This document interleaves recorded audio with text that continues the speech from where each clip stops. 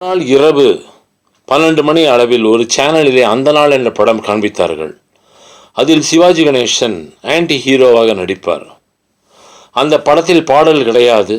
அது எஸ் பாலச்சந்தர் என்பவர் இயக்கியது என்பது எனது சிறு வயதிலேயே தெரியும்.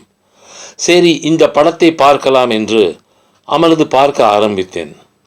ஒவ்வொரு காட்சியும் அற்புதமாக சித்தரிக்கப்பட்டு ஒவ்வொரு நடிகர்களும் தங்களுடைய சிறந்த நடிப்பை வெளிப்படுத்தினர்.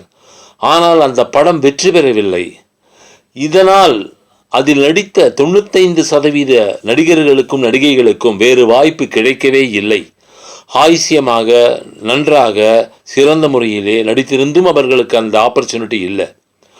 கமிங் டு சிவாஜி கணேசன், ஆம், நடிகர் திலகம் அற்புதமான நடிப்பு. ஒரு லியோனார்டோ டாவின்சி வடித்த சிற்பம் போன்ற உடல் வாகு, முக அழகு, கண்களிலே ஏக்கம், கருணை, இரக்கம், கோபம், பச்சாதாபம், வருத்தம் எல்லாவற்றையும் காண்பிக்கிறார். நடிப்பின் சிகரம் அவர் என்பதற்கு வேறு இந்த படமே ஒரு உதாரணமாகும்.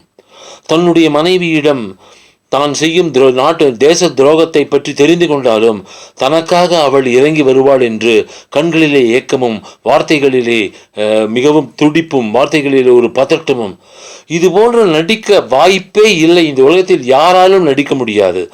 அதுவும் அவர் பணத்தை அப்படி எடுத்துக்கொண்டு பின்பக்கமாக திரும்பி பார்க்கும் பொழுதும் அவருடைய ஒவ்வொரு செய்கையும் அருமை, அற்புதம்.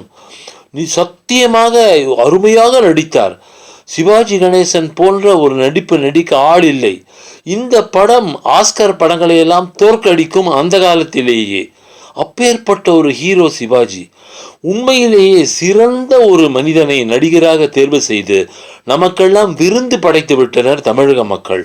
டைரக்டர்கள், ப்ரொடியூசர்கள் எல்லாம் சிவாஜி சிவாஜி என்று ஏன் ஓடுகிறார்கள் என்பது இப்பொழுது தெரிகிறது.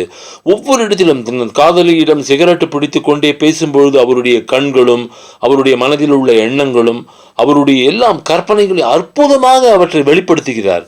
சிவாஜி சத்தியமாக நடிப்பு சிகரமாகும். இந்த உலகத்தில் யார் சிறந்த நடிகர் என்றால் எப்பொழுதுமே அது சிவாஜியாக தான் இருக்க முடியும். நான் எம்ஜிஆர் ரசிகன். ஆனால் இந்த படத்தை பார்த்த பிறகு சிவாஜியை பற்றி என்னுடைய எண்ணங்கள் எல்லாம் இமயமலை என்ன உயர விண்ணளவு உயர்ந்து விட்டது. அப்பேற்பட்ட மாநடிகன். அந்த படம் பார்க்க பார்க்க இன்பம் தரும், மனதிற்கு குதூகலம் தரும். அது ஒரு வெற்றி படம் அல்ல, ஆனால் அது ஒரு மிகச்சிறந்த படம் என்பதில் நிச்சயமாக எள்ளளவும் சந்தேகமே இல்லை. சிவாஜி மகா பெரிய நடிகன்.